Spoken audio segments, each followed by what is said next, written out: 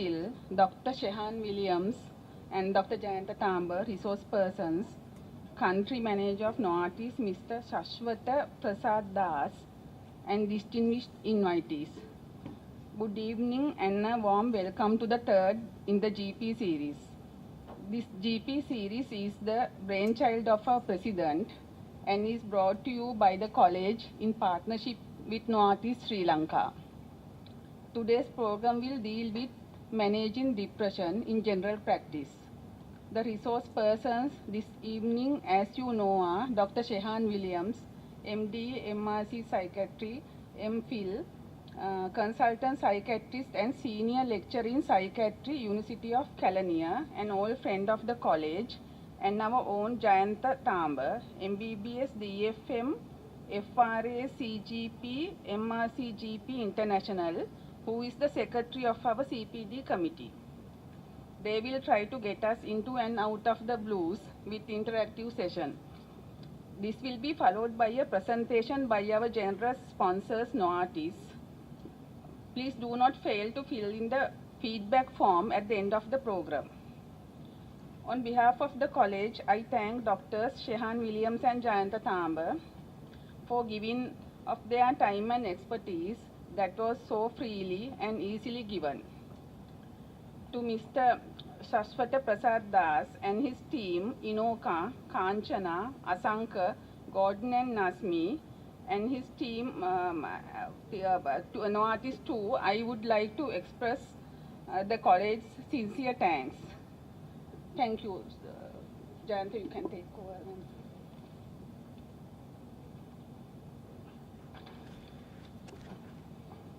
Thank you, Pushpa.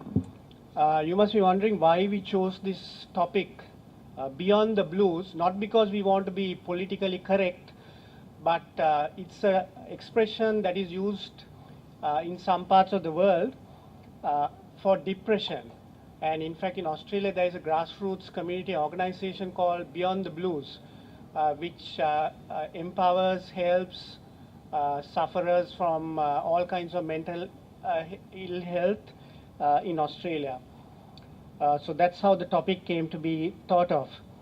Now our objectives today, as you can see in the sheet in front of you, is to be aware of the presentations of depression in general practice, to confidently communicate the diagnosis and the nature of the disease to our patients and carers, and to be able to manage such patients in general practice.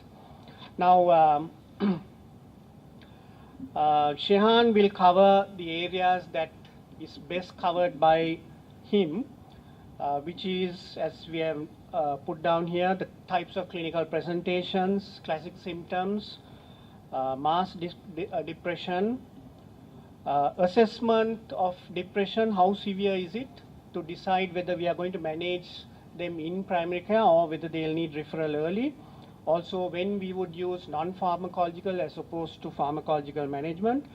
A differential diagnosis is very important in general practice.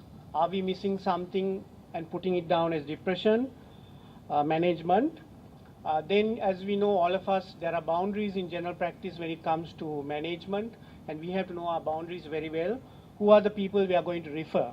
I've just put down a few: adolescents, uncertain diagnosis, suicidal risk, psychosis, and treatment failure. The common medications we use and the prognosis. Very important for us as general practitioners is how to talk to our patients and their carers about mental health. That's probably one of the most difficult things I have experienced, trying to explain to them that the nature of the illness that this person has is mental and not physical. Talking to the family, ethical issues, especially patient confidentiality and patient safety. As we know, we will treat members of the extended family, and there would be pressure on us to discuss this patient, the index patient, with other family members. Is it ethical? Non-pharmacological management, compliance, because we get a lot of patients who come to us who have been started on medication and want to stop because they are okay, and they stop early. And if we give them wrong advice, that could be detrimental to them. then about referred and shared management.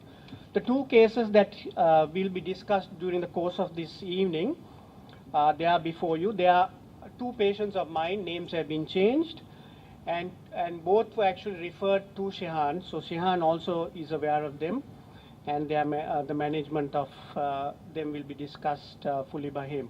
So without further ado, I'll hand it over to Shehan. By the way, I just want to mention I'm happy to be sharing this podium with Shehan. Shehan I know from childhood, that is his early childhood and my late childhood. And Shehan was always, the name Shehan Williams was always linked with brilliant, first in class, smart, all that kind of thing even then. So that still continues, I guess. And I also want to say a few words of to Dr. Chandrasekhar, who's our president. I actually was pointed out Dr. Chandrasekhar in 1984 when he was starting his internship, and I was pointed, he was pointed out to me at Ragama Hospital and said, that guy is one of the first few in the internship merit list, all island. Now to me, I was a struggling first year medical student trying to memorize some anatomy details. I couldn't imagine how a person would get through the secondary and get through the final and get into the first few. So my association with him is from that time, and I'm glad he's our president at the moment and taking the college to new heights. So they're both personally known to me. Okay, so I'll hand it over to Shehan. Thanks, Shehan.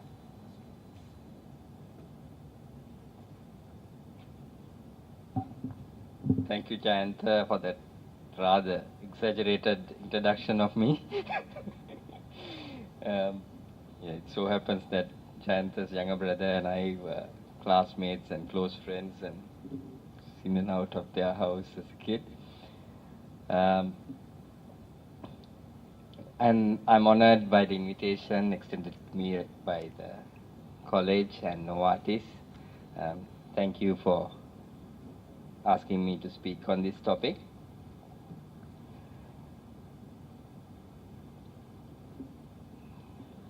Right.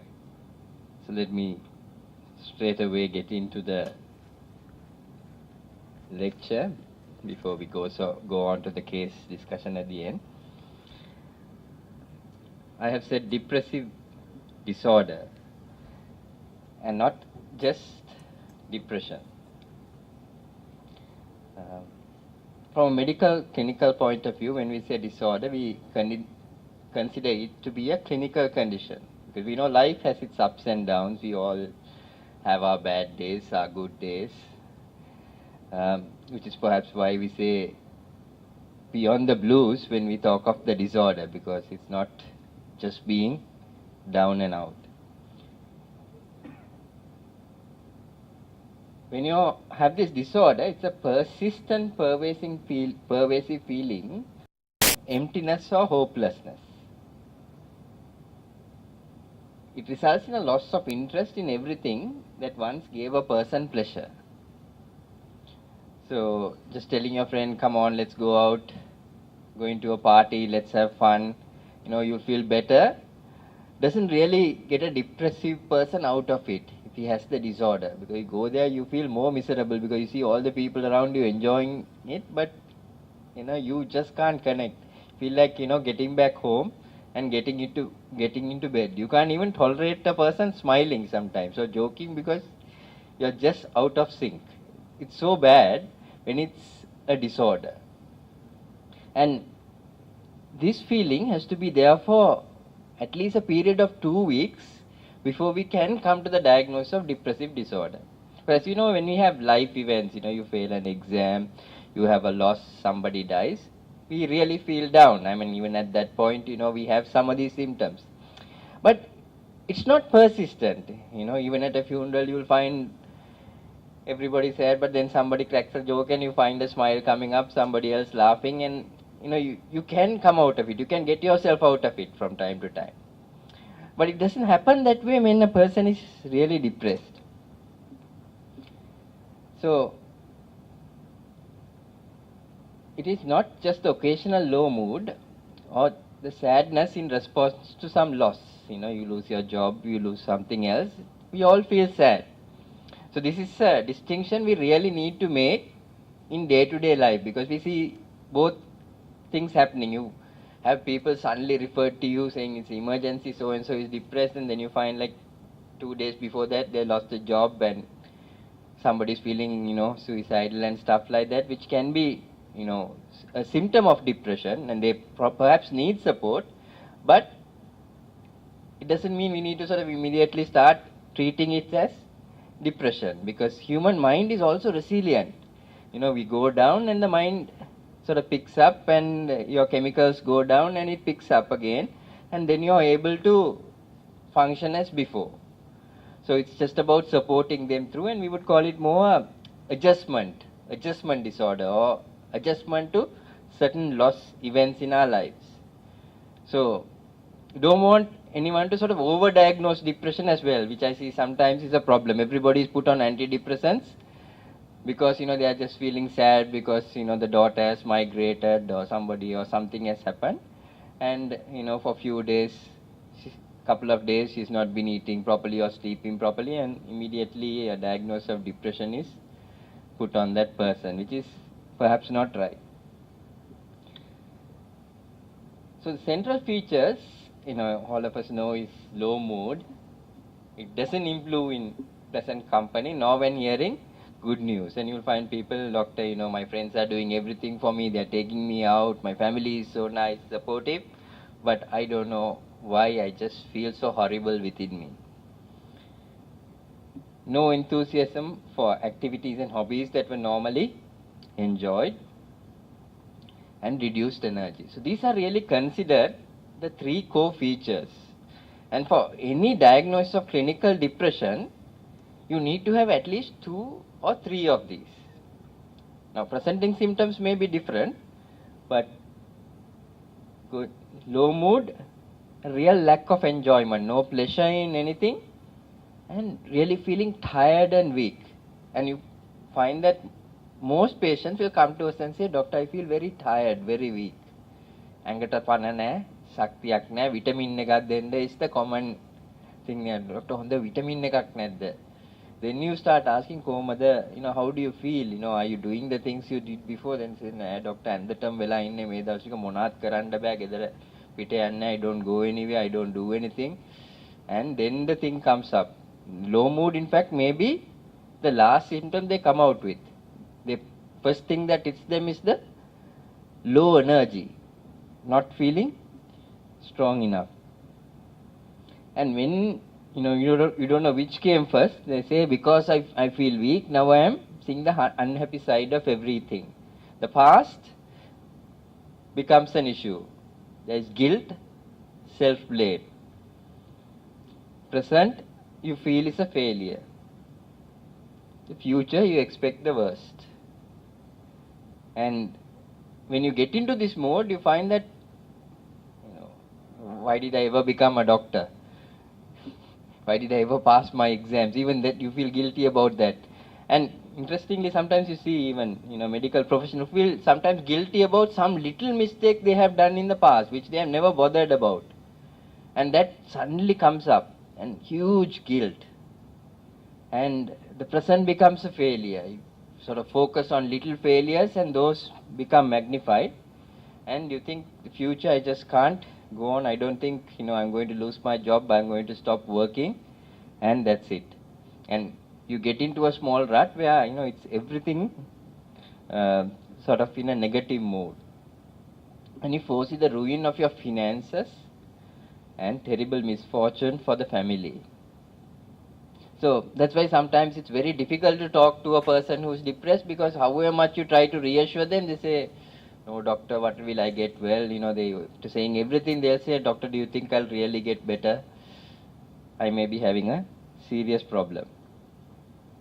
And with that, you have the biological symptoms like sleep disturbance, can be either early morning awakening or delay in falling asleep, loss of appetite, loss of weight, constipation, loss of sexual interest, and even amenorrhea. as you become more and more depressed.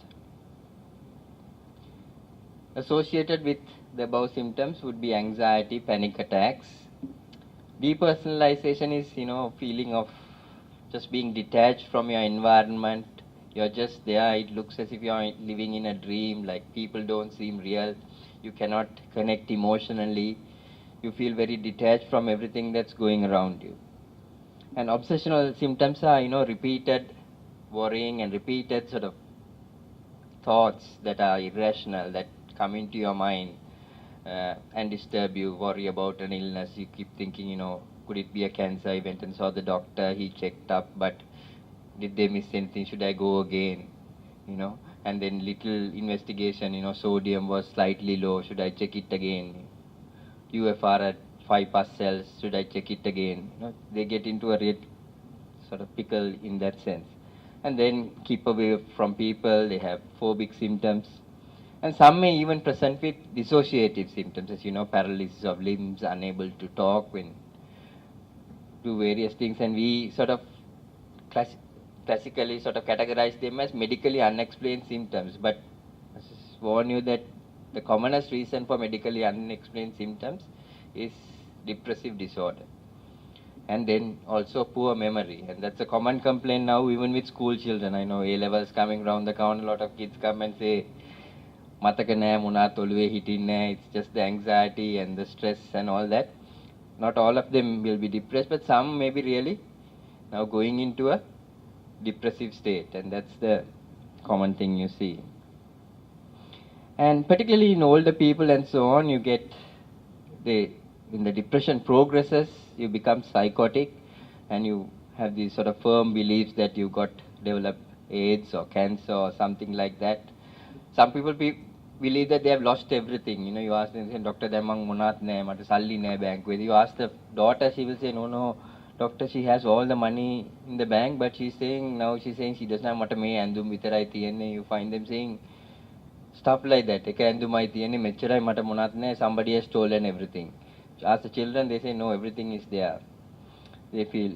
And then some feel my bowels are not working. They become so nihilistic, kokkama ivarai, damam bada, well, vada karanne, they have stopped working.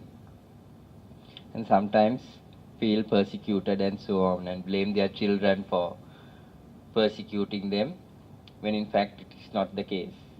And sometimes they may have auditory hallucinations, not very common, but can happen, and rarely seeing images of people, bad things happening to them, and so on.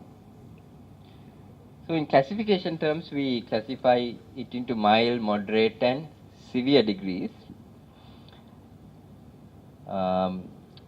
It's useful to sort of sometimes think about it, because mild depression and so on can be managed without medication in a real sense. Now we also talk of reactive versus endogenous depression. Now reactive is depression coming on as a reaction to social adversity, to problems, losses and so on, and as I said, the initial adjustment phase progresses into a depressive state. So there is a clear-cut problem that has precipitated it. But you also find a group of people who have endogenous sort of depression, where they tell you, doctor, everything is fine, I really don't have a problem, but suddenly, this depression comes on. I'm going through this real dark patch. It's like going through a tunnel, everything's so gloomy, just don't have any energy, I can't do anything, and I really don't know why this is so. My daughter is getting married next week, so many things happening, I just can't get out of it. This is just a cloud that suddenly descended on me. So it can happen without any problems as well, which is what we call endogenous, but it's not either or. Everybody perhaps has a little bit of both. Some, not everybody with problems has depression. So when you go into a depressive disorder, you also have a endogenous part, something within you biologically that brings on the depression and maintains it. And then we also talk about neurotic versus psychotic depression. So psychotic seems to be a more sort of severe form of depression, where people have delusions and hallucinations and stuff like that. And again, neurotic when people are more anxious but not psychotic, quite rational, but extremely anxious about it. Again, the distinctions are not always clear cut. So ICD-10 makes the diagnosis, or is the sort of the main diagnostic criteria used in our parts of the world and the Western world. USA uses another slightly different categorization, but here the diagnostic criteria are laid down.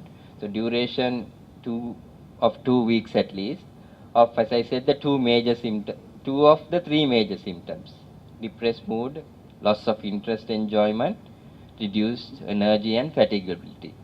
And if you go by this, you will make a reasonably good diagnosis of depressive disorder, because these are sort of done across cultures and so on, and still, despite the presenting complaint, the patient will come out with these symptoms if you ask them carefully. And then two other minor symptoms are usually included, which includes reduced concentration, attention, reduced self-confidence, ideas of guilt, pessimistic views of the future, then suicidal thoughts, disturbed sleep, and appetite. So any two of these with any of the major symptoms, two of the major symptoms can clearly sort of help you delineate or identify depression. So depression is a multifactorial disorder, as I said before. It is not just due to psychological causation. There is a genetic vulnerability as well. So it's like diabetes, it's like hypertension. It does run in families. And some of us are more vulnerable to depression than others. So there is a genetic family history.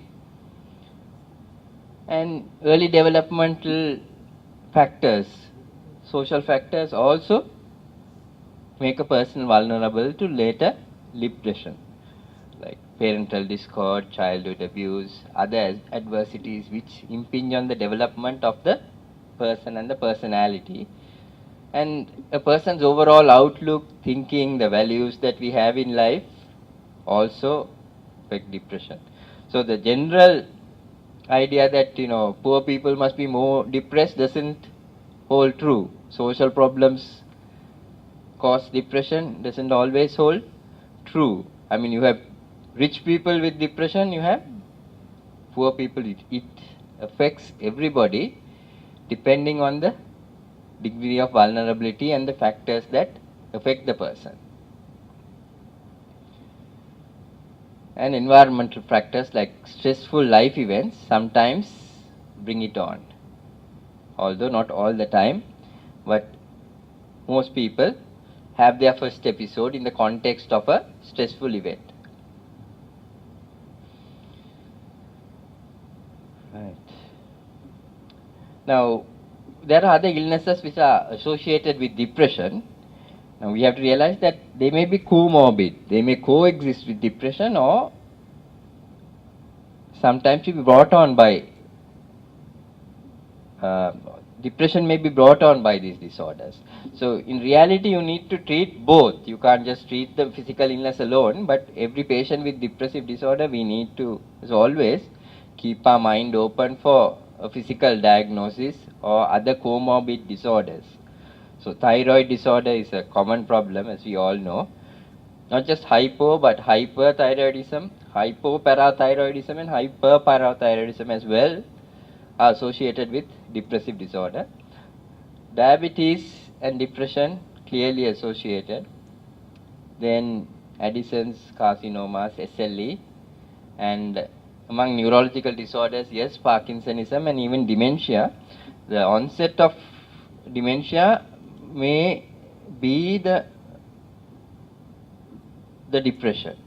The depressive disorder may be the sign of further dementia coming on, particularly in later life. So that's something else we need to keep in mind. And then, as we know, Cushing's disease. Now, Cushing's disease is due to cortisol excess, and oftentimes doctors too use steroids long term for many conditions. So iatrogenic Cushing's also can cause depression. But interestingly, iatrogenic drug-induced Cushing's usually causes more psychotic behavioral changes rather than depressive disorder. But we need to keep that in mind when somebody is on long-term treatment with steroids. There are other causes of depression. Alcohol. It does elevate the mood initially, but longer term, it works as a GABA agonist. It sort of blocks the functions of the brain. So, particularly people who are dependent and use it regularly are invariably depressed. Over a period of time, depression maintains their alcohol taking behavior. And there are other drugs which are used particularly in middle age and later life. And as I said, corticosteroids, then Sinemet and all the drugs used for Parkinson's. OCPs sometimes can bring on depressive symptoms. Calcium channel blockers, Aldamet or methyl-dopa, we don't use it much now. Beta blockers, all these things can bring on depression. So somebody who's sort of just presenting with mild depression is worthwhile thinking, should I change the antihypertensive to something else? And not going for a antidepressants now, or would that taking that person off OCP help? Maybe giving some other alternative initially, if it's sort of mild, and then see if it doesn't work about adding in antidepressants. So presentation can be very varied, particularly in our culture. And most people, as I said, come with tiredness, fatigue, and very common presentation in Sri Lanka is burning sensation. And I'm sure experienced family practitioners, you come across a lot of patients come and say, anger දැවිල්ලයි හැමතැනම පිච්චෙනවා, ගින්දරක් වගේ ඔළුව උඩ තියෙනවා, නිකන් හරි අමාරුයි පිච්චෙනවා.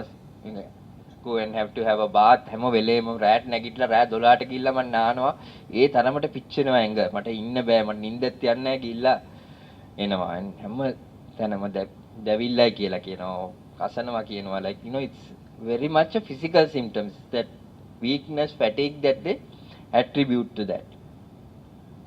And lots of people sometimes become restless. We expect them to be sort of very calm and placid when they are depressed, but it doesn't happen all the time. Some people become very restless, particularly older people. They don't sit in one place, they are running here, going there. ගෙදර දාලා යන්න ඕනේ කියනවා, හෙට යන්න ඕනේ කියනවා. So the interesting thing in our culture is lots of times, when they become like that, they go and take them to some faith healer or somebody who looks අඤ්ඤනම් බලලා කියනවා මේ අපල කාලේ ගෙදර වෙන තැනකට ගියා නම් හරි ඒකයි මම ගෙදර දාලා යන්න බලන්නේ කියලා. So then whole process of shifting and all these things takes place. Sometimes what happens is process takes around 3 to 4 months, and by that time the disorder becomes self-limiting, and the whole act of everybody engaging and doing these things help them to come out. But other times it doesn't work. They have shifted houses, done all these rituals and dances and everything, and still hasn't helped, because people become very agitated and restless. Can't wait at home. ගෙදර දාලා යන්න ඕනේ කියනවා. පාර දිගේ යනවා සමහර විට. At night she got up and wife has left the house, gone, nobody knows why, and then brought back or something like that, and that can be depression. Sleep disturbance, anorexia and weight loss, unable to eat, suicidal attempts. Not all suicidal attempts are related to depression. Some are very impulsive and so on, but significant certain amount are related to depression. Stupor is when people become really, again, older people give up, become bedbound, or not refuse to eat or drink and don't respond. Again, could be depressive disorder. I remember a lady who was in her 70s, like she was in one of the private hospitals for a month, all the investigations done, taken to another hospital, again nothing, 2 months, 2.5 months later, not eating, just lying in bed. And then eventually they called me in, and when I went to see her, realized that she was really depressed. And with treatment she recovered. In fact, now she's back at home. At her, like she was quite old at that time, and we thought she may not recover completely, but she recovered, went back home, and daughters are abroad, and every year they come down, they call me and tell me, why don't you come home? We are all going home. My mom is making hoppers for us. She's active and back to her usual self. She's living alone and doing all the work. So she recovered completely after being going from pillar to post for 2 months, investigated for various things in hospitals, CTs, MRIs, and recovered from her depression. And lastly, pseudo dementia, sometimes diagnosed as dementia, as I said, because they close up and can't remember things, but really it's a bad depression rather than dementia. So in assessment, you need to assess the risk, and that is something that's ongoing. It can be very unexpected, so we need to ask the question all the time: how are you feeling? Do you feel really hopeless? And then, have you really felt that life is not worth living? Sometimes we are very reluctant to ask that question because we think once we put that into that person, may start thinking about it. But oftentimes, when a person is depressed, those thoughts do cross their minds, and they feel relieved when somebody, doctor, asks them and says, don't worry, we'll help you. And these are normal thoughts when you are depressed, and it's just that, you make sure that you don't act on these thoughts. And you may have to make sure that you deal with it in a more aggressive way. Think of what more you can do to get them out of the depression quickly. And there are risks to others as well. They are driving, they have children, and particularly small children and so on. Because when they feel really bad and depressed, they feel horrible. They have a lot of guilt, and particularly mothers, we know postpartum. Lots of mothers go through postpartum depression. At least 10% of mothers go through depression at some point. So they have a lot of guilt, and they feel that they're not being good or caring for their children enough. And then they could feel that, I'd rather kill myself, or I'd rather, take the life of my children with me when I go. And that is what happens. We suddenly hear something in the newspapers of a mother doing something with the child. And what people don't understand is they sensationalize. People think it's due to some problem or the other, but it's usually due to the underlying depression that a mother has gone to this extent of drowning her children in the river or something like that. And there is also risk of self-neglect, starvation, ill health, not taking their medicines, because personally depressed is not going to be compliant with the diabetic medicine. Neither are they going to take their insulin on time or the other medicines that they need to take. So the mortality due to other causes are also increased when a person is depressed. So drug treatment, now the first line nowadays is SSRI, or selective serotonin reuptake inhibitors. Why we use them as first line is that the side effects are much less than the drugs we used to use earlier. So the drugs are, you find a lot in the market now, freely available in Sri Lanka. Fluoxetine is what's commonly used. You find sertraline, paroxetine, escitalopram and citalopram, fluoxamine. All are more or less, I would say, the same in terms of their overall action. Slight differences. They are not sedative as other drugs, so sedation is not an issue, but when you take the initial dose, people feel slightly woozy, nauseous maybe, and usual advice, if you look at the BNF, is avoid driving for the first few days. But otherwise, you can go to work, you can go to school, you can do everything. So, and start with a very low dose, because initially there is a slight agitation or restlessness with the wooziness, which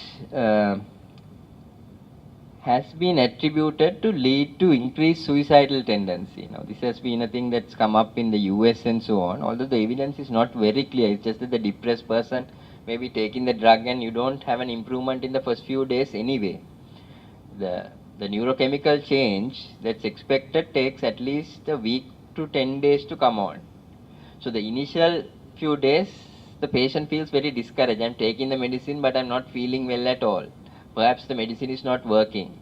And that may be the reason, that after starting the drug, people sometimes tend to commit suicide. This problem particularly is in young people, adolescents and so on. So starting antidepressants for adolescents can be tricky. So you don't want to be blamed for having started it, because if the child does something or self-harms, then, they may turn back and say, look, you started this drug, and there is, on the internet you find so many sites which say, this drug is dangerous, it causes suicides. Although the scientific evidence is not conclusive, the advice is that we use it with caution, particularly in children and young adolescents. But for older persons, better tolerated, but again start with very low dose and then gradually, maybe even half of the minimum dose that's marketed. Say with fluoxetine, again it's 20 milligrams. Usually we give it in the morning, because one problem with this, some of them don't make you sleep less. So with depression, you are unable to sleep. They are not sedative, so they don't give the intended sleep as such. So in the night, in fact, it can keep you awake. So better given in the morning. But if it works differently for different people, they say that I feel woozy after taking it, I feel slightly drowsy when I go to work, then better to shift it to night. But once the normal level gets established in the blood, it doesn't really matter what time you take it. You have a steady state concentration. As long as you just maintain it anytime during the day, that's fine. You just take the pill anytime you feel like taking it, or you remember to take it. Other drugs are mirtazapine and venlafaxine, again duloxetine, again available in Sri Lanka. I would say more second line, but mirtazapine is a good drug, particularly for older people. That gives a little bit of sedation. So night time it's useful to give, and it's generally cardiac safe. Now these drugs are safe in overdose as well. When you give somebody a drug, you're worried that if they sort of overdose on it because they are depressed, most of these won't cause, unless you have taken a very huge amount, it's not fatal. Like the person will be generally okay. Except for venlafaxine is the only other tricky one that causes some blood pressure changes. It can cause hypertension, so you have to monitor the blood pressure if you're giving venlafaxine, and even with duloxetine you can have some cardiac effects. Others, of course, are generally cardiac safe, even in older people, can be used, low doses, but can be used safely, even with heart disease, even with unless they don't, if they don't have severe renal or hepatic impairment, again you can use them, even with minor degrees of impairment of metabolic function. They don't worsen diabetes or anything like that. Now tricyclics have become second line treatment. Drugs like ibipramine, thiopine, amitriptyline and so on, they are avoided due to their side effects. Although lots of people do tolerate them, in your practice you may be having people who take this and feel okay. It helps them with the sleep. So it's useful if the patient wants to have more sleep. But it also causes constipation, weight gain, and cardiac arrhythmias, urinary retention, erectile dysfunction. All these things come on with imipramine and so on. And to go to an effective dose, giving 25 milligrams usually is not enough. You have to give something much more higher for imipramine to be effective, at least 50 or 75, for it to be effective for the depression. And at that dose, it's very difficult to tolerate, unless you have built it up very gradually. There are people who tolerate it well, but not everybody. And then sometimes we use lithium carbonate, thyroxine and so on to augment if the depression is resistant. So in your practice, you may be having these patients sometimes coming, and it's perhaps good to know the other drugs and what is done. Now, psychotherapy, I know Prof.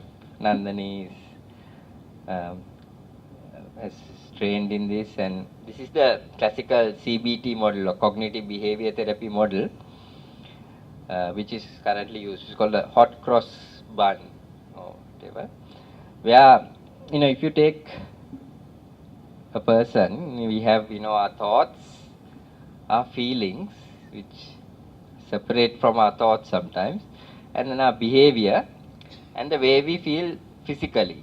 There's the emotional feeling and the physical feeling, which is what people come out with when they say my body is burning. So my thoughts determine how I feel and how I behave. For instance, if I get up this morning and think, oh, another boring Sunday, I don't have anything to do, then when you go and brush your teeth also, you're doing it very slowly, don't feel like taking a shave. You're behaving in a certain, but if you wake up and think, oh, we are having the CME today, it's going to be a good gathering, Novartis is sponsoring us, then you feel much better, then you're washing vigorously, making sure that, today I'm looking good and all these things, then I feel better. And then my physical response also, I have a bit of a sprite in my walk and I'm active. So each one determines the other. Even if I feel low, I feel really down today, but if I get up and know I'm going to do something vigorously, I go to somewhere and start singing and brushing my teeth and trying to get my spirit up, then again my thoughts will improve. Even though I'm feeling horrible, wife has been nagging me, my neighbor has been putting his music loud the whole night, all these things are bothering you in the morning, but no, never mind, I'll go and jog on the new pathway somewhere and I'm behaving in a certain way, right, despite everything. Then suddenly you feel thoughts also, you start appreciating what's been done on the road and what's been cleaned up and stuff like that, and then you feel a bit better, and then your body also feels more fitter. The neck pain that you had in the morning goes away, because we all have aches and pains and various things. So when feelings are low, the pain is more. Like, we all know that when you play a match or something like that, even if somebody kicks you, hits you, you've broken a limb, but you keep on playing because you got the spirit of the thing going and you don't feel it at all. It's the following day when you come home and when you're resting, you wake up in the morning, you can't even walk, it's huge, and the pain is more if you have lost the match also. Then it's more difficult because the pain is determined by how I feel. So similarly, for people who are depressed, the pain is more. Small neck pain becomes a huge pain, right? Backache becomes a huge issue. Whereas, if you start doing, you go out, you start acting, then you forget about the pain. Pain perception is less. So you work in this area of either changing the thoughts or changing the behavior so that your feelings and your physical response improve. And when your physical response improve, when your heart rate is good, heart is not beating excessively, you're calm and all that, then your thoughts are also good. It works all round. So each one complements the other in terms of improving your whole emotional well-being.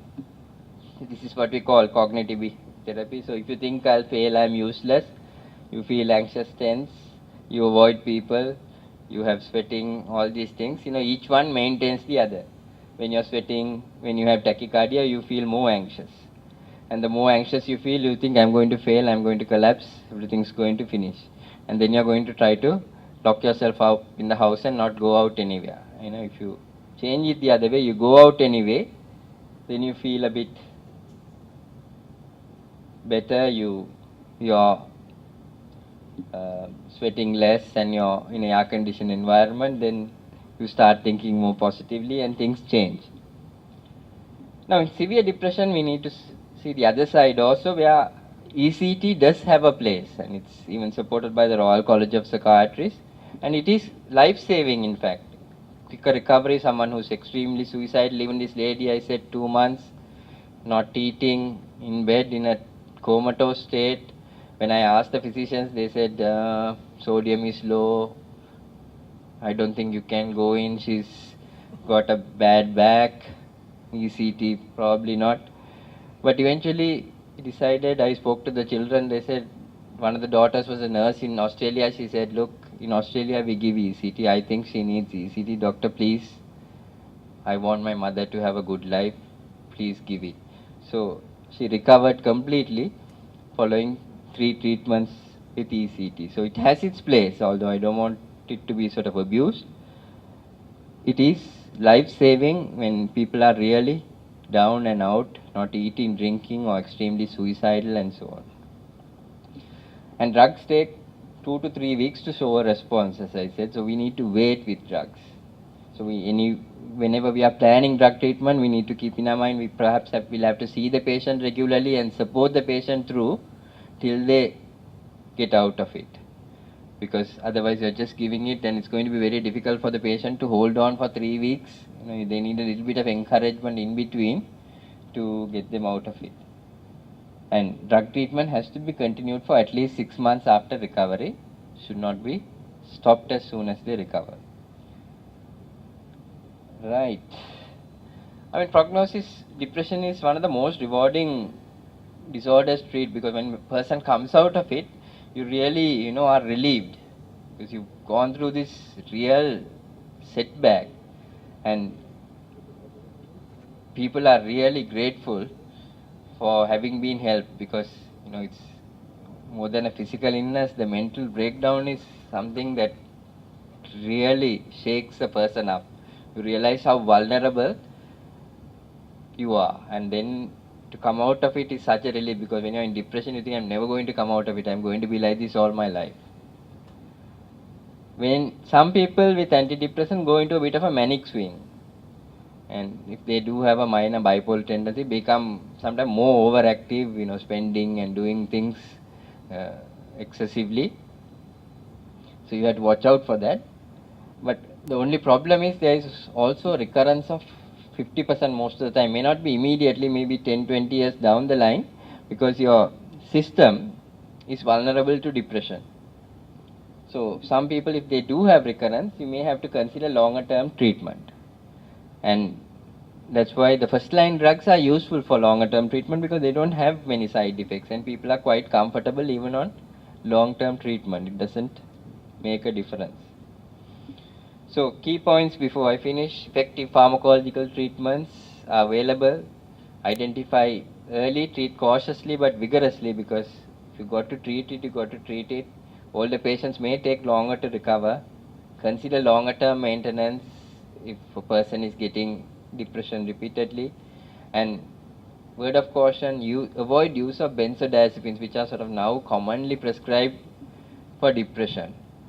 First line, most of the time, because they have sleep disturbance, give this mano rest, because it sort of implies that a person's mind will become restful after giving mano rest.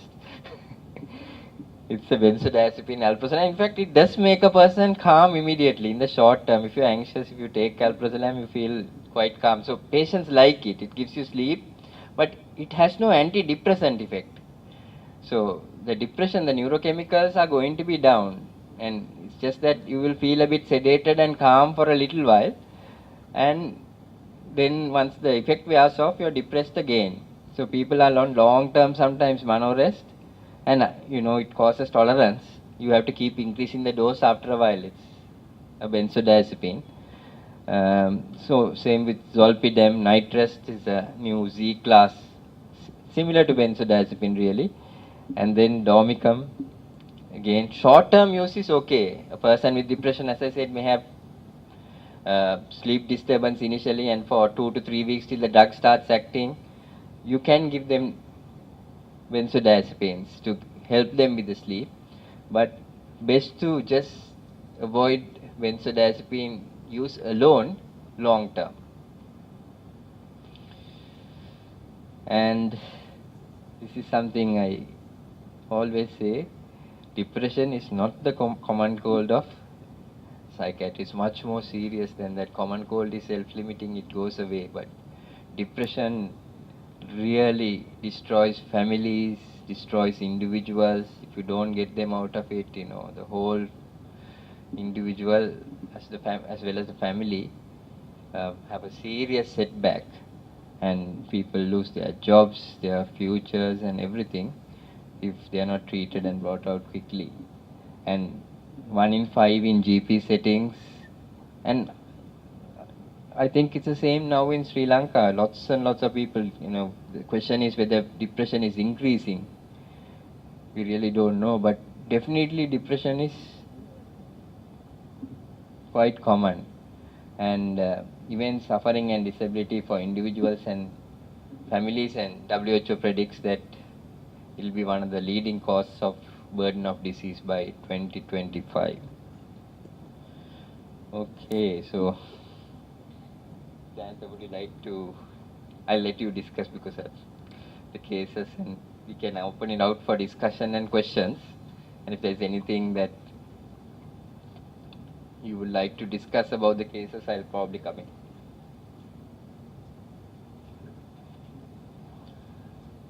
The cases, thanks, Shan. The cases are in front of you. So just take a few minutes to go through that on the second page.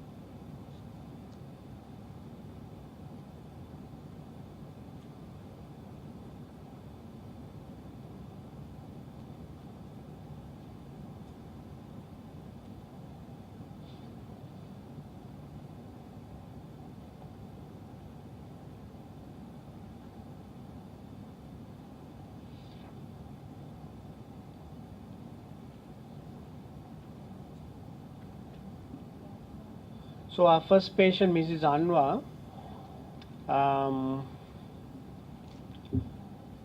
she had gastroesophageal reflux. She was on PPIs, but she started complaining more and more of severe symptoms. So referral was done, but it ruled out anything that could physically cause these reflux symptoms. Then around that time, the family members started to talk more and more about certain things that were happening at home, which was she was not eating, she had lost weight, she was not sleeping, walking aimlessly, she had withdrawn.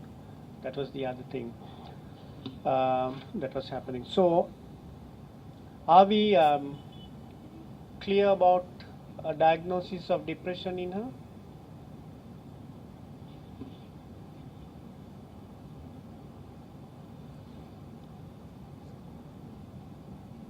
If you look at the three criteria that Chhan talked about, first one was low mood, second one was the lack of energy, and the third one was lack of enjoyment.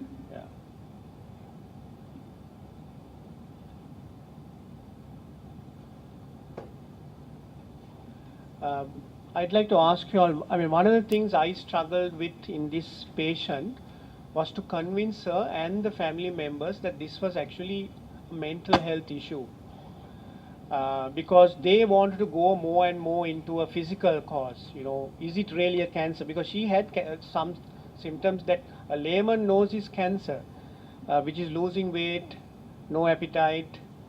You know, she was a skeleton almost. She was very thin, and they thought she looked like a cancer patient. You know, so they wanted more physical sort of investigation, CT scan. Should she see somebody else? Second opinion, that kind of thing, you know.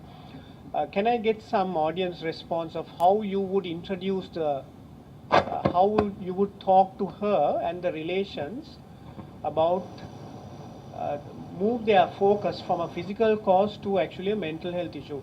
And they had no inclination whatsoever that this was mental health. They had no idea whatsoever that this could actually happen in their family. They had no experience, no ideas, and initially couldn't just understand the whole concept of mental illness.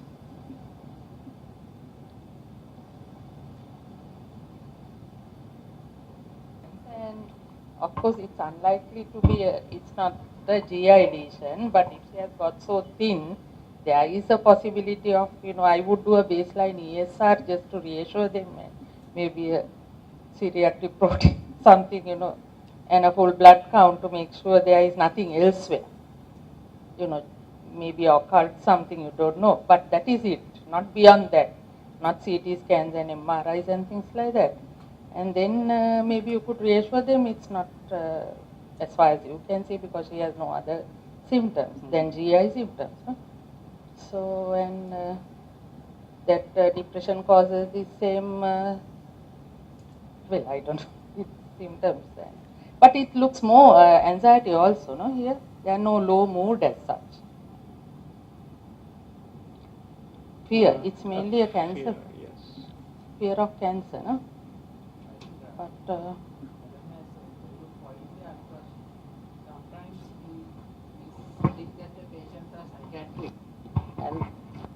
and you see they have cancer or something like that, they can come with. And on the other way, we think they have a serious medical condition, and we see they are psychiatric. So the best thing is to do all the possible investigations, and then you can convince the relations, look here, I have done everything. So there is no physical problem. Of course, if the patients want, okay, MRI, CT, I of course would say if they want, do everything if they have the money, and then say, okay, nothing wrong here. This has to be psychiatric. Why not give the treatment? Then you both are safe.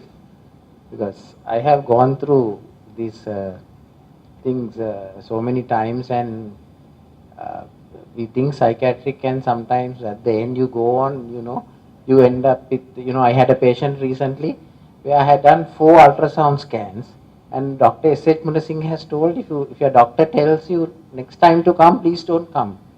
But we did a MRI, and she had a pancreatic cancer at the, at posteriorly, which was not diagnosed for about long time.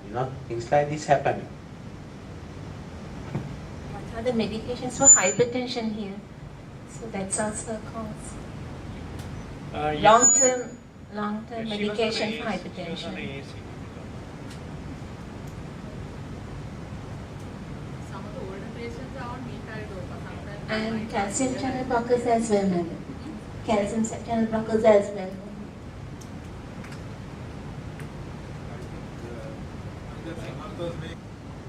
Point that Sahat was making about investigating, sometimes I got the impression that the doctor is here also not fully convinced of depression because he has sent the patient for investigation. And sometimes I wouldn't go as far as doing very detailed examinations, but then it becomes easier to tell the patient about depression because we have done a few tests, there's something you can find. That sometimes is easy. But then talking about depression is another matter altogether, but it's helpful sometimes. This is the difference between how, say, if we talk about consultant physician or surgeon, they will only think of a physical cause. While the psychiatrist will say you diagnose a psychiatric, make a positive diagnosis of a psychological illness, not depend on exclusion.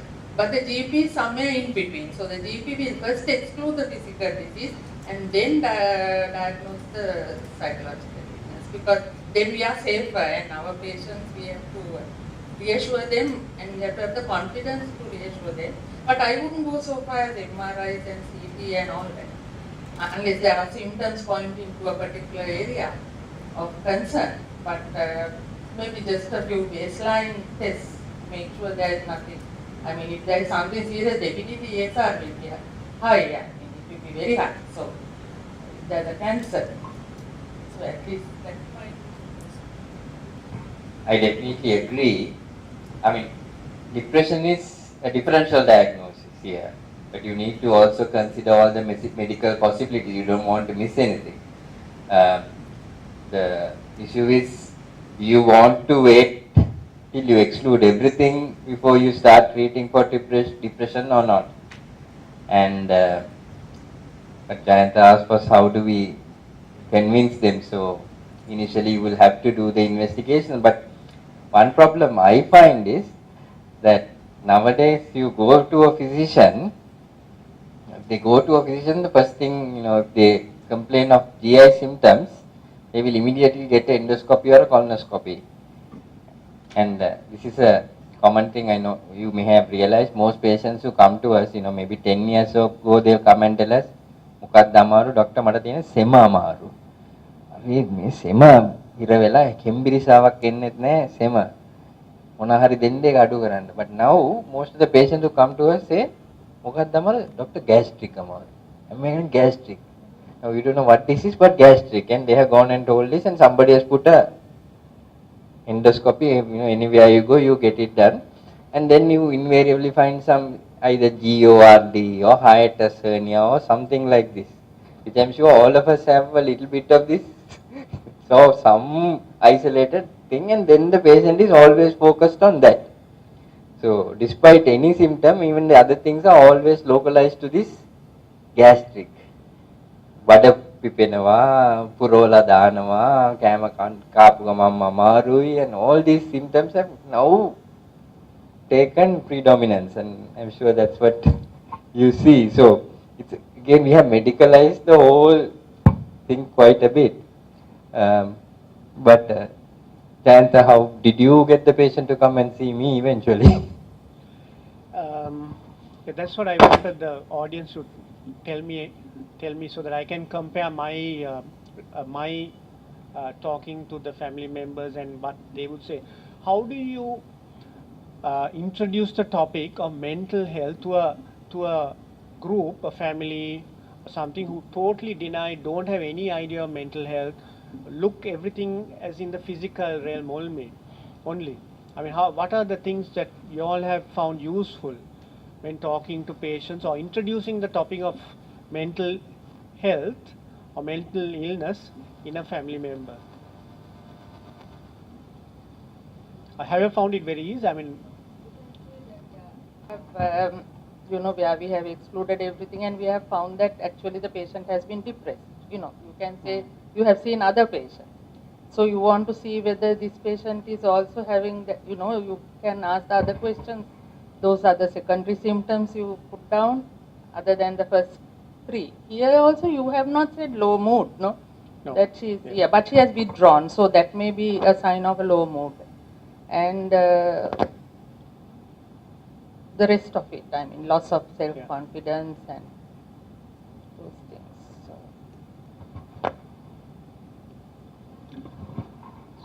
So you want to say something? But it's very important now. Everyone is treating for physical complaints, and then you miss the psychological illness, and that patient goes from doctor to doctor and undergo more and more investigations and become more neurotic at the end of it. Because they are thinking there's something so seriously wrong that no doctor can identify. So you shouldn't allow it to come to that stage. You have to arrest it.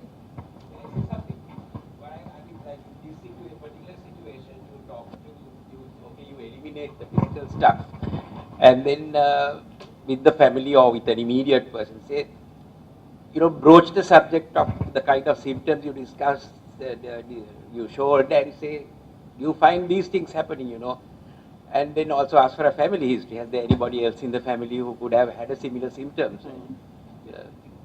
You could throw the question to the bystander or whoever comes and says, this could be something psychological also, can we go in that line, since we have ruled out every physical condition? Just broach the subject in a very subtle way, and then maybe see how they accept it, and then get on with it, I suppose. Yeah. Once the indications are normal, I would like to just find out from them how she was before and how she is now, and ask them a question as to what do you think the reason could be, and that might be an entry point to start the discussion. They might with the answer, so that might be an easier way of handling the problem. Why don't you start a small course of antidepressants? Without telling them? No, We'll have to explain that. well, you say I'm going, yes, of course if the patients and the relations are educated, you can say, not to the patient, but you can start a small I don't know. I of course do that. I start a small course of antidepressant and see how the response. And Tell the patient, okay, I think this. Yes. I'm an old family physician, I'm a blunt guy. So I will tell them, "Meyage gastric metana neveyi, metana." And then they begin to think, yes, yes, ek vendu polam. Be blunt. Your patients you've known them for years, they're your friends. They're not going to misunderstand.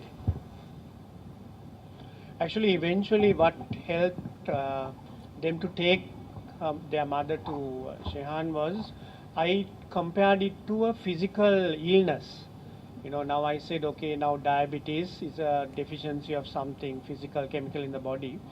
Similarly, there are some illnesses where there is deficiencies in the brain chemicals, and as a result, it comes like this.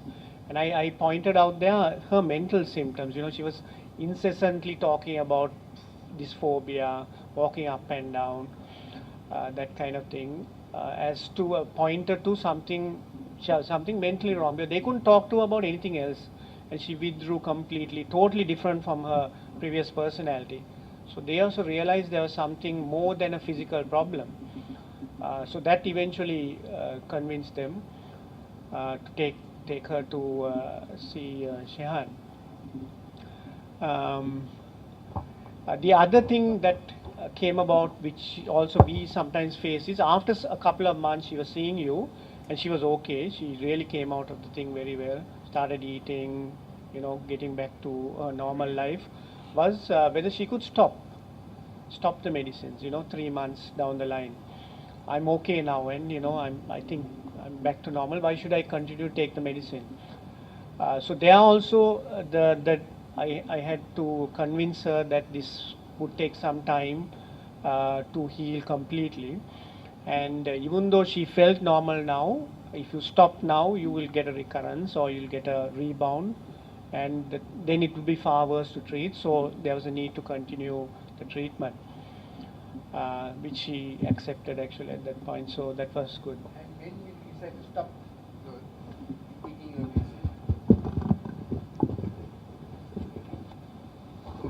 yes. When will you stop repeating the medicine?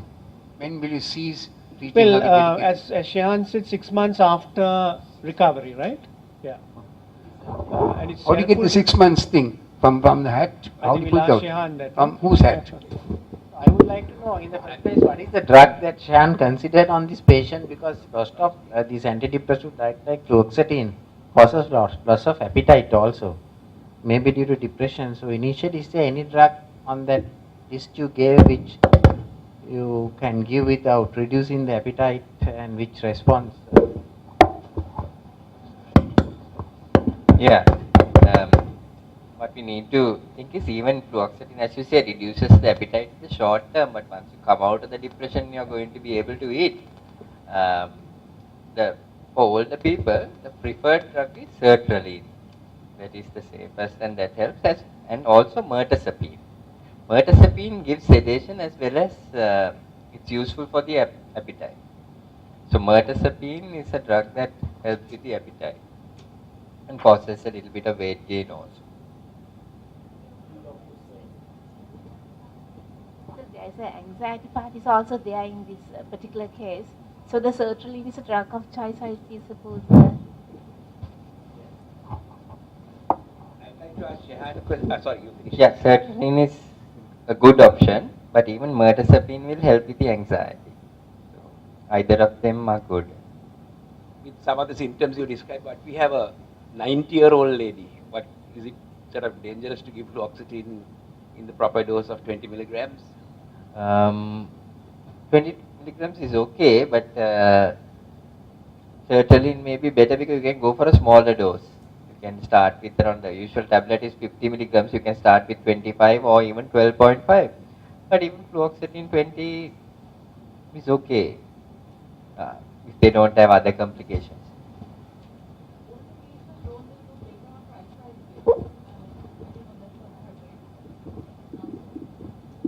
But with the medical conditions, it won't be good, no? Yeah, tricyclics, the issue is you develop constipation, you become overly sedated, and so on, and prostate problems. Heart also, it's not very good. It's not safe. Can I ask you, in your own experience, now they say give young people fluoxetine, in fact, after reading that, I am scared to give even, say, 20-year-olds, those who are between 20 and 30 fluoxetine, because they say it increases the suicidal ideation. But in your experience, have you found that it's common or what? Not really. Not really. Not no? really. It's a very sort of American thing. When they started off, fluoxetine was the first SSRI that was used. Yeah. And there was a lot of negative publicity initially, and they sort of said that suicide rates went up. It's just that I would think any person who was depressed was the person who was started on the drug. So obviously they were the ones who and you committed said evidence suicide. is not very conclusive also. Not no? conclusive. Because the benefit is more. Only thing is what we find, sometimes the patient comes alone and there's no way of getting family support to look after them during that 2 to 3 weeks until the drug takes effect. So that has been a major problem for me when I see patients who come alone, because you depend on them and they can take the whole lot at once, or that sort of thing. But danger of overdose is not there with Yes, fluoxetine. that's right. So that's Yeah. Is there any problem with stopping surgery? Is there any, sudden stop of sertraline can cause severe reaction or something like that, I heard?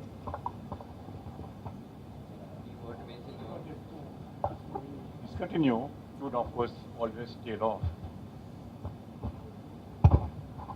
Yeah, that's an important point. You don't want to suddenly stop the drug because you get a withdrawal-like effect. So you need to tail off. Ideally, tail it off over a month or two. Drop it to half the dose and tail it off. Particularly if the person is on a higher dose, then you got to drop it very gradually. Sudden stoppage, you suddenly feel horrible if you suddenly stop it, and that's a complaint that people have. In Imipramine, you have to go up to 75. Now, what is the optimum dose for fluoxetine and others like? Fluoxetine 60 milligrams. 60. Sertraline 200 milligrams. Okay. Right. But starting with sertraline? 25. 25. I would say 50 again, because the agitation, the side effects come on immediately. And that's the time people find it, they don't take it because they suddenly take it, feel a bit dizzy, or, even gastric symptoms can get exacerbated. So they feel a bit more restless and then stop the medicine immediately. So start a very small dose, then the body adjusts very quickly, and once it's established, you don't feel it at all. It's sort of, if you take the pill, the steady state is established, there's no sort of problem with the drug. Now, this particular story, would we not have started on fluoxetine ourselves, because some people don't like the word to go to a psychiatrist? If this are clear, couldn't Jayanth have started on? Yeah, I suppose you could have started.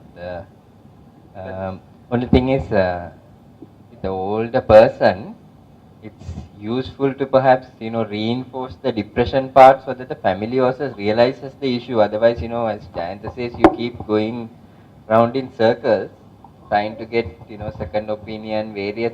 This is the biggest problem of, containing the person, because again, in few days, if the person is not improving, they rush to somebody else. And that's one of the major issues. Then I think Jayanth's approach is good, and that's what I also would generally use. And that is to say that there is no real mental, physical distinction here. The gastric symptoms are also real. It's part of the depression sometimes. Even the pain and all that is a real experience you have, because your pain perception in the brain is now increased because of the neurochemical imbalance. Because the distinction between the brain and the mind is now going away. In the mind, a real sense is a function of the brain. So in that sense, the mind gets distorted in terms of its perception because of the neurochemical changes in the brain. The person, the pain is real, it's just not up in the head.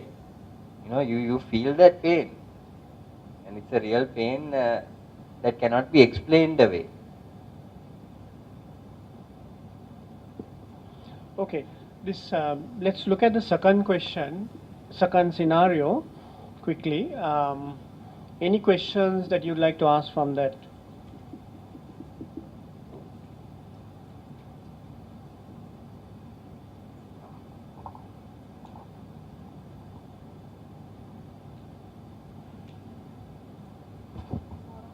Reactive type of etiology is reactive type. A reactive type of depression following problems. Does it need drugs or counseling? Yeah, actually I was going to ask that question as well. What kind of non-pharmacological treatments in mild depression are proven, which we actually can, talk to our patients about? Yeah, that's a good question, because when you say proven treatments, then we don't have many to offer. But it's sort of proven is cognitive behavior therapy, and not many people do that properly unless they are trained. So I think again it would be useful, particularly because he's a young man, and if you want him back on his feet very quickly, his whole family is affected, and therefore it's good to start straight away, and then sort of supporting in the sort of physical realm to some or other get up and do things behaviorally, as well as try to sort of challenge some of his thoughts as best as you can.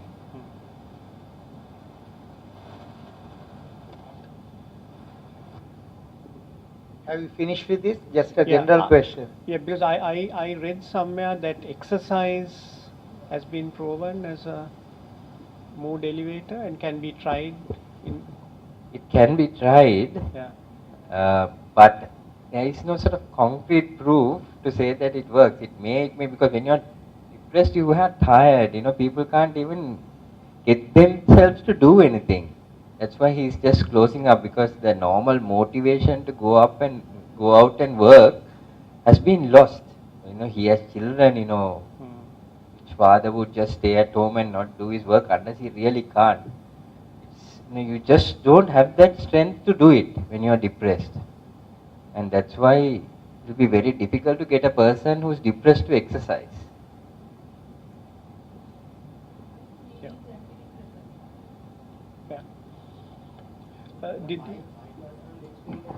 Depression and psychiatric problem, best thing is to give a drug as soon as possible, because behavioral therapy explanation doesn't work. I don't know, my experience, I don't know.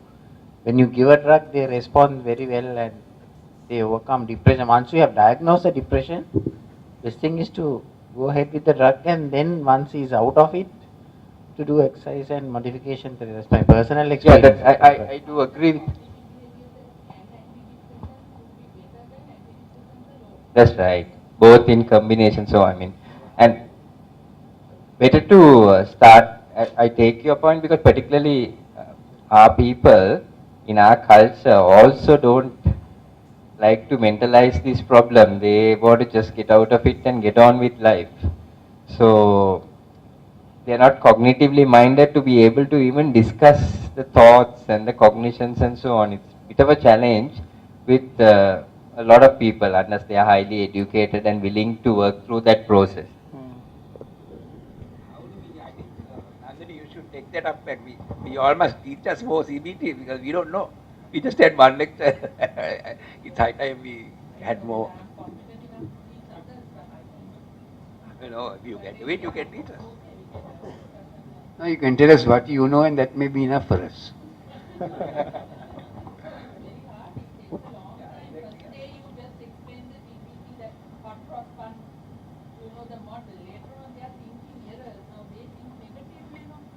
So you have to get them to you have to challenge their thinking and see whether what they are interpreting is really correct. and then find alternative ways of interpreting those events or what has happened, and then they will realize that they are thinking, they either generalize or don't think of, think the worst rather than the positive things are ignored, and so you explain to them, but it takes a long time. Definitely, you have to have about 12 sessions at least to, at intervals of time, every 2 weeks or like that. I mean, practically, I agree it's best to give an antidepressant and to support longer term with CBT, because it also has evidence that it prevents recurrence. So I think in that sense, CBT is useful.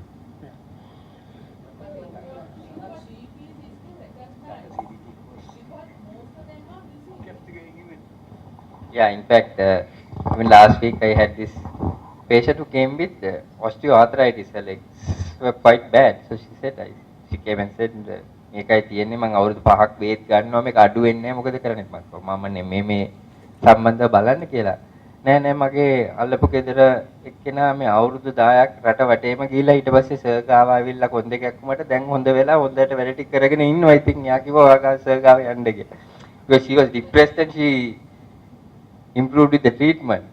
And similarly, another daughter of a daughter came in after second visit. Mother had improved. She said, "Doctor, me මොකද වුනේ? ඇත්තටම මෙච්චර කාලෙ අපි හැමදැනම ගියා. Doctor එක බේතක් දුන්නා දැන් හරි ගියානේ. මේක මොකද ඇත්තටම මේක කොහොමද මෙයාගේ ડિප්‍රෙෂන් කිව්වද මානසික ලෙඩක් නා කොහොමද මෙයා මෙච්චර අමාරු කිව්වේ දැන් ඒව ඔක්කොම නැහැ දැන් හොඳට ඉන්නවා කියන එක." So like they are not directed or given the right medicine most of the time. I would have just given an SSRI and she improved, whereas earlier they were going round and round to many doctors. What is your opinion of Sanat's therapy? Castigai and give a drug moment it comes to you. Your opinion? Diagnose depression. Yeah.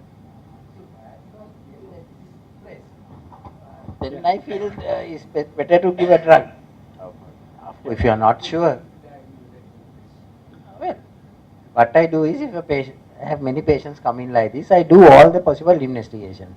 And then I know that, if the patient all the investigations have been done, as Shehan said, a lot of people have gone through endoscopy and with the slightest thing they are scared, little bit of redness. I explain to them that this is normal, is there. And then if there are any other investigation which is not done, I do all that.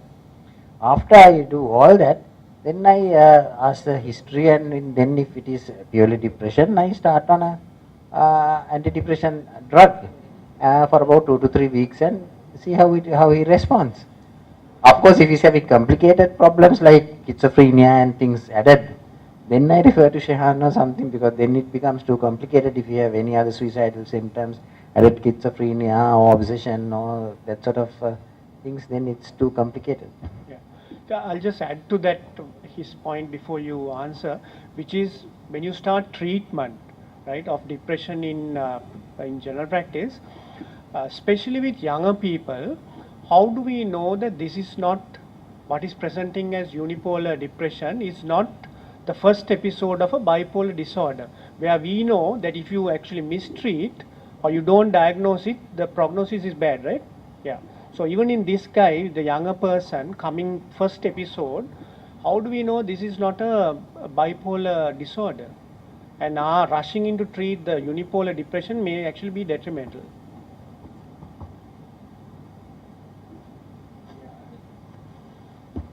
Even as a psychiatrist, I may not be able to say whether it's bipolar or not until we see what happens.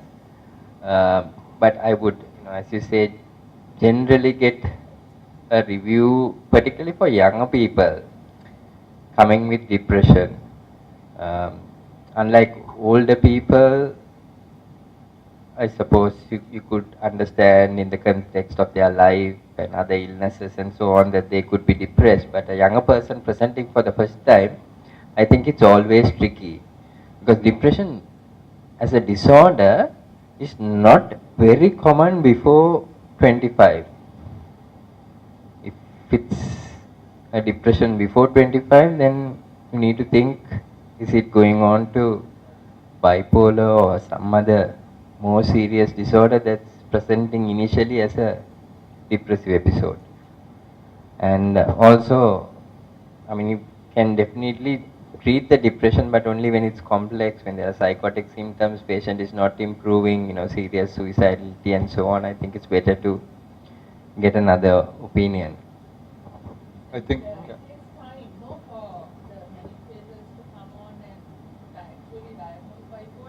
Doesn't it take a period of time, because you can't diagnose in the first instance, and maybe a family history, if there is, it might help, isn't it? Oh. I think another thing, and responding to Dennis, part of the problem in doing all the investigations and ultimately coming to a diagnosis is that the patient might be very angry with you after have been investigated, right down the line. And then කියනවා මේ මානසික ලෙඩක් කියලා මෙච්චරලා මේ CT scan කෙරුවා, MRI scan කෙරුවා. So that is one risk. So, but on the other hand, sometimes you have the situation where you diagnose a psychiatric condition and refer to the psychiatrist, and the psychiatrist starts doing the MRI scans. So.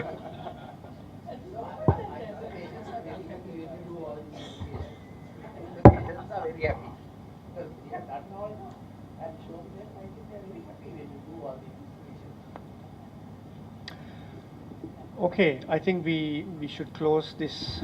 I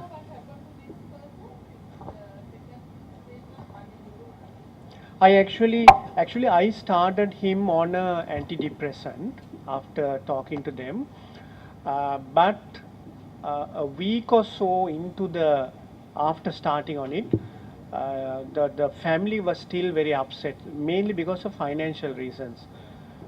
So I then thought the best thing for me is to actually I didn't want to keep on hanging on and saying no, wait 2-3 weeks. Then I actually referred to Shehan. I think you added something on to what I had started on. Can't remember what. And talking to him also helped them sort of understand that this was depression and it was a reactive thing, and that he would actually come out of it. Prognosis was good.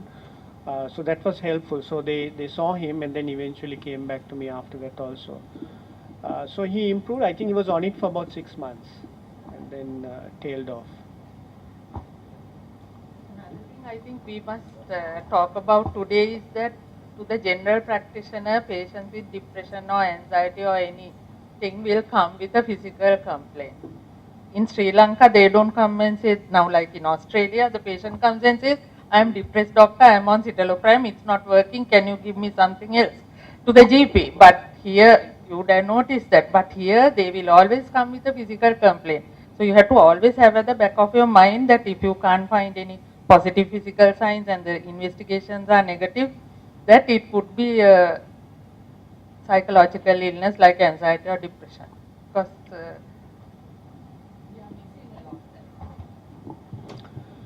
Okay, just remember to take away with you and read quietly Depression in Primary Care, which is a National Prescribing Service publication from Australia, which gives some key messages and summarizes primary care depression. You can keep that with you and just remind yourselves of some points about depression. I think if our first objective, which Professor Nandini also mentioned, is identifying depression in our patients. If that objective is met today, we will be most happy and we would consider it a fruitful discussion and a fruitful CME. Pardon? No. So I'd like to just thank once again Shehan for giving us this time on a Sunday evening, enlightening us about depression, and hopefully he has stimulated us to be more aware of this problem in our practices. So can we just show our appreciation to him by thanking him for his presentation today. There's a presentation from the sponsors for you. Very good evening, everyone. So first of all, I would like to take the opportunity to introduce myself. This is Shashwata Prasad Das. So I am here in Sri Lanka since October last year as country manager Novartis. So I mean, it was a very good discussion, and I would like to thank, both the speaker today, Dr. Shehan Williams. It's a very good talk, And then definitely Dr. Jayanta Tambar. I mean, he also provoked a lot of good discussion here. I mean, I was thinking about the VCS cycle you shown there.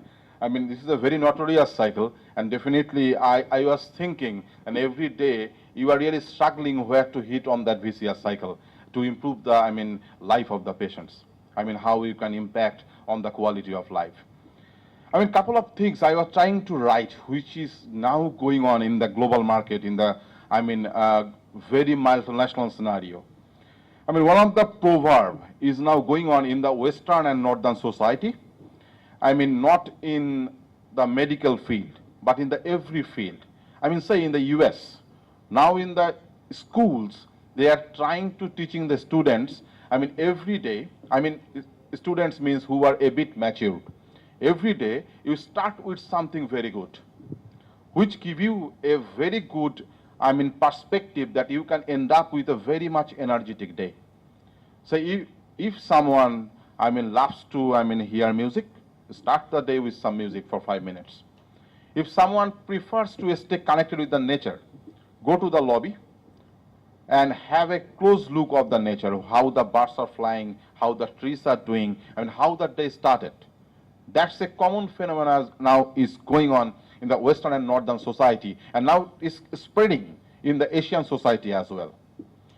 Second thing, I mean, if you look about the pharmaceutical industry, I mean, per person tranquilizer consumption is highest in US, which is so-called the modernist society of the world. And I mean, the population being so modern, they are having the tranquilizer as the highest. Why? I mean, the same proverb probably by 2025, I mean, the depressive patients might be in a very larger pool in the world, and this would be a huge burden for the society. I mean, if you see the channels of the US or even the Northern and Western society, especially Western society, you will find, I mean, people are enjoying by how many snake bites you can have on your tongue. Think about Asian society. Can we see as that an example of how, I mean, of enjoyment? Can we do that? In Asian society, we cannot do that, but they are doing that. Why? Because everything they achieved. Now they are struggling how to have enjoyment in life. So some kind of enjoyment is coming. How many snake bites you can have on your tongue? I mean, how many hours you can be with some very dirty animals or worms? You can see in that TV channel that they are doing. Because, I mean, increasingly, the depressive patient numbers is going on there. So that's another example. I mean, that's about US economy, what I said. And if you think the largest economy of the world is booming up now, I mean, for last 10 years, even some of the other economy, China, India, that is also booming up. But you see, on the other hand of that economy, what is happening? I mean, that impact is also here in Sri Lanka, Bangladesh, India, Pakistan. I am from Bangladesh. It's also the similar society, similar context is there. I mean, 30 years back, when a family was purchasing a TV, that was enormous source of enjoyment for the children. Now, even, I mean, everybody has mobile, even in the child. So the thinking is that how you can reach the enjoyment to your children. And that is coming to the medical society. I mean, I was reading one of the articles from US FDA, I mean, and WHO. They are pitching up in the same manner on the depressive patient. I mean, how they can manage a society level, going beyond the medical field. I mean, finally you are treating, all the challenges are coming towards you. But as a society, global society, how we can manage this kind of patient. I mean, from Novartis perspective, we are saying caring and curing. But today, I would like to say, I mean, the challenges we had 10 years back, and challenges we have now is absolutely different. We are thinking 30 years from now, and from that perspective, we are thinking, how can we educate the whole society from our initiative, so that we can play against these kind of diseases, these kind of prevailing threats as an, I mean, global society.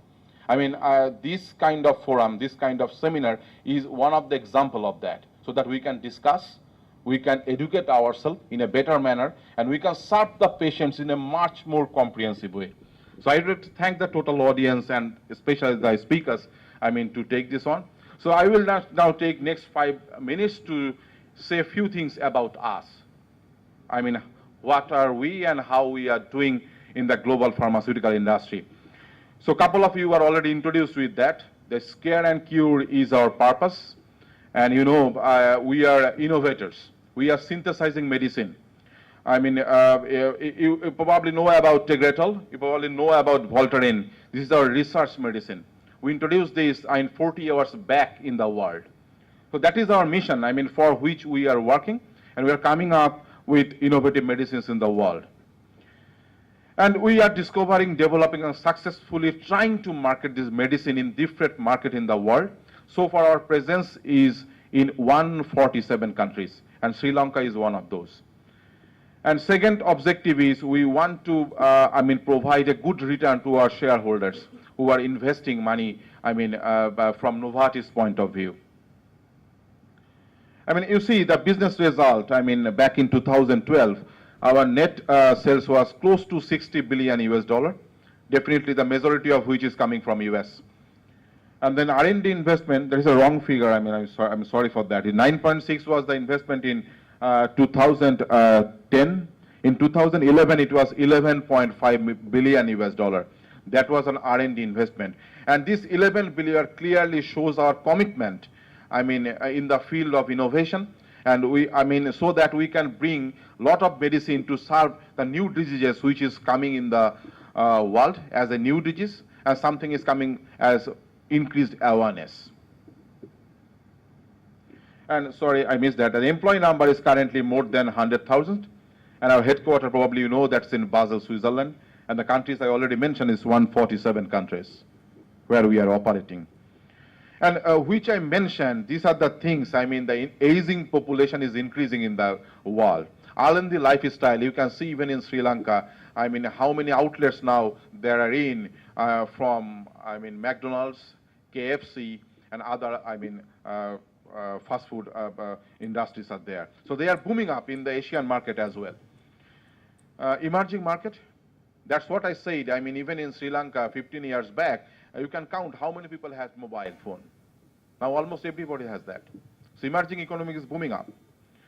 Advances in science and technology.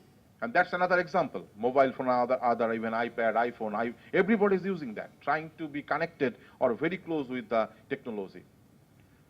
So as a healthcare organization, we are also thinking, how can we, with this advancement, how can we reach the medicine, reach the message to the remote corner of every country?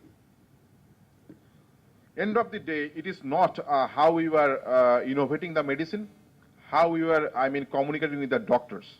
It is also very important how you are passing your messages to the very remote corners of the society so that they can also have the proper information and they can also have right message for their quality of life. As an example for Sri Lanka, 485 patients every month here in Sri Lanka, they are having Glivec for cancer patients as free. We are giving that. And most importantly, our Novartis Sri Lanka business is not equal to that. So the Glivec medicine which we are giving free in Sri Lanka, that is higher than our annual business here in Sri Lanka. So Novartis, I am proud to be a citizen of the organization. We are trying to do that in different countries of the world. As for example, in Africa, we are now giving, lot of malaria medicine as, at per the cost, since last 10 years. So we are trying to do not only innovating the medicine, keeping these points in mind, how can we better serve all the community as a society perspective. I talked about this, the patient, people and communities, environment and business conduct. I will talk a bit on the, final column, business conduct. You might see, different companies, their approach is different towards you. I would like to say one point, Novartis, year after year, we are #1 ethical company in the world. The thing is that we are completely, not in touch of any kind of bribery. We cannot come back to you, any of the physician, please prescribe our medicine, we will do that for you. No, that Novartis will never do. Novartis will upgrade you, will try to upgrade you in terms of your knowledge so that you can interact with each other. You can choose the right medicine by your own.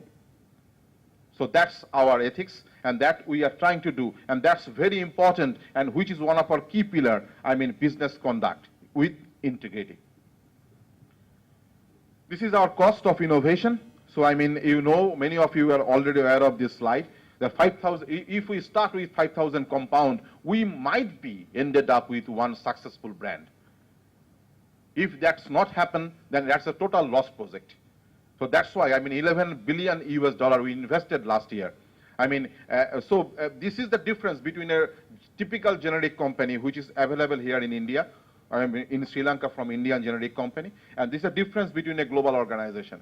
We're investing in that manner. If that is not coming out, that's a total, failure project. So we are doing that for the society. Now you see, this is the different reports from the global journal. I was just saying we are number one in terms of ethical practice. Lot of global journals, they have already proved that last year. From different aspects. As for example, on the right at the left, Fortune, they say world's most admired company in 2012. That was Novartis. I think Barron's said it's the most respected companies in 2012. So I am not going through every one. We have so far 31 reports in the global journals. They are from their survey coming out the option that yes, Novartis, what you are doing, that's really an example of the society. And you see our R&D investment. This is a report after 2010. So in 2011, we are number 2 now in terms of R&D investment, $9.6 billion US. Among the healthcare, we are number 1. But if you consider across the industry, we are number 2, just after Toyota. But if you see the difference, Toyota is investing 4.2% of their total net sales, whereas we are investing more than 16% of our total net sales. And you see, in terms of R&D investment, how Novartis is moving in the global map. Since 2004 to 2011, we are now at number 2, beating different companies year after year. That clearly shows our commitment, in innovating medicine, to better serve the patients. This Tegretol, one of our research brand. A couple of slides we will cover. Our brand executive will do that. That is was not as an option of treating antidepressive patients from the speakers, but this is, in the protocol of couple of very good hospitals and in the Northern Western Society. So I would appreciate, if you see the slides, and I would welcome if you have any question and any comparison. If we cannot answer right now, definitely we'll get back to you with the suitable comparison. But end of the day, my request is once again, whatever we are covering, your judgment will be your judgment, and that should be the best judgment, comparing every article. It's not what we are saying. Thank you very much from my side. Kanchana.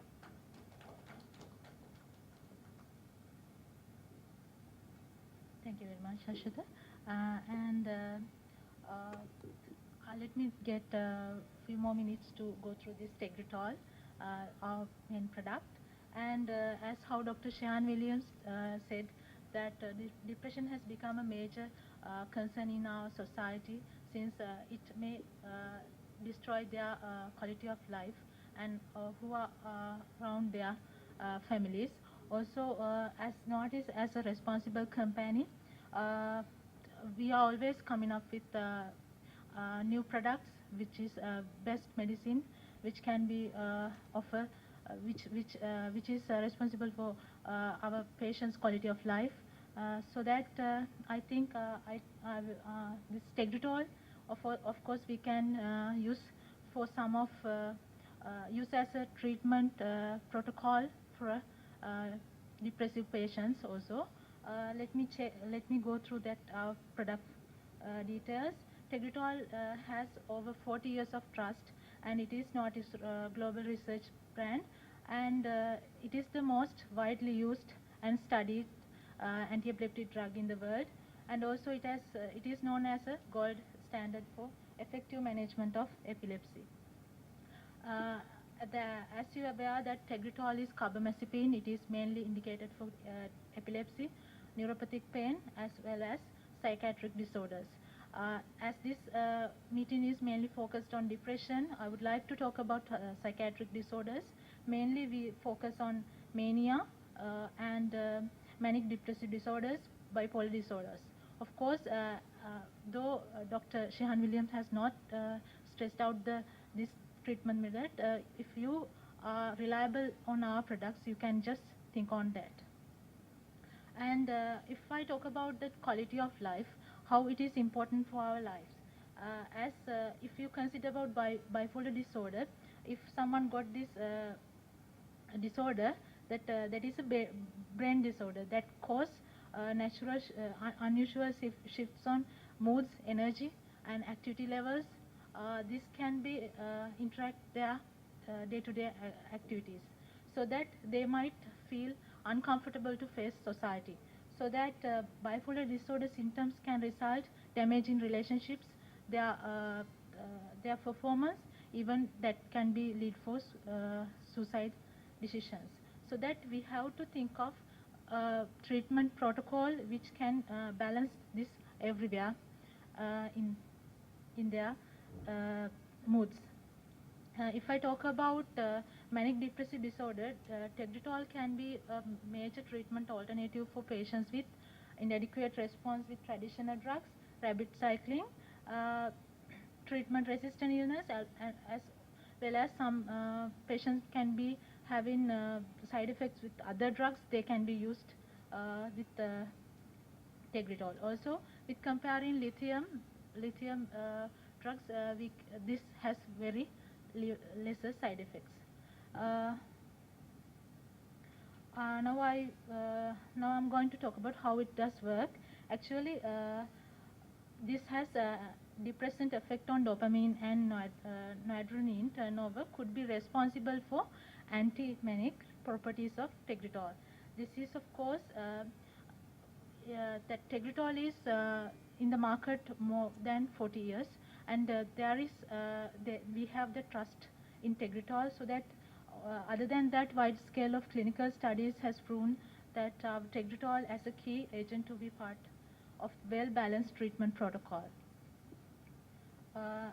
If I talk about dosing instructions, that Tegretol can be used starting from 400 milligram daily, and it can be increased up to 600. Even it can be divided into 2 to 3 dosages per day. Actually, with these dosages, within 1 to 2 weeks, that the patient will come to the normal situation. These are the product range which is available in Sri Lanka. Tegretol syrup, Tegretol 200, Tegretol CR, controlled release tablet. And if I talk about a few benefits of Tegretol, Tegretol, as I said earlier, Tegretol is a well-proven drug. It has 40 years of trust, and also good safety data, efficacy profile, so that you can use it without having any hesitation. Also, Tegretol is both anticonvulsant and psychotropic properties, so that it means that Tegretol not only controls seizures, but also it has act against mania conditions. Few more points of the benefits of Tegretol from different SKU-wise. Tegretol syrup can be used with children, and also children who start the therapy with Tegretol syrup, they can move into Tegretol tablets without having any efficacy changes. And also Tegretol CR, control release tablets, can be used for better control for whole the day. And I think you all aware about Tegretol. It is carbamazepine, but Tegretol is carbamazepine, but every carbamazepine not is Tegretol. That is the promise what we deliver. Why Tegretol is different? Our technology is not copied. These products are our R&D outcomes, and our formulations are not copied. So that Tegretol means the same grade of ingredients in all over the world, which has finest pharmaceutical grade, so that you can use it without having any hesitation. Tegretol, why it is different due to its quality promise.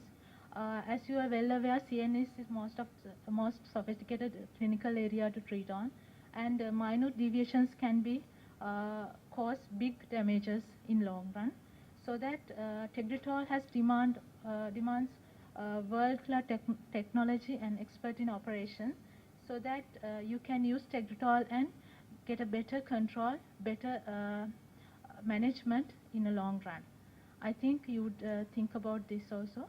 If there's any question, we would like to answer. If not, But can you tell us what kind of research and development that you're spending on? What sort of diseases that you're actually looking at? So I mean, different sort of mix there. I mean, now we are strongly focusing on respiratory, because you know the reason why. Because respiratory is increasingly, going to be a big threat for the world. So oncology is there, cancer, transplantation is there. That is our proven track field. We are there from the long past. But we now investing in a big way in respiratory. So how we can overcome this situation because the aging population, their number is increasing in almost every society. So that's added into our agenda. I mean, that doesn't mean in other field we are not doing. CNS is one of our priority segment. A lot of our products are there. Exelon, Trilaptal, Comtan, Tegretol, these products are there and for different kind of diseases. So everywhere it is spreading, but most focus areas are oncology, transplantation, and obviously respiratory.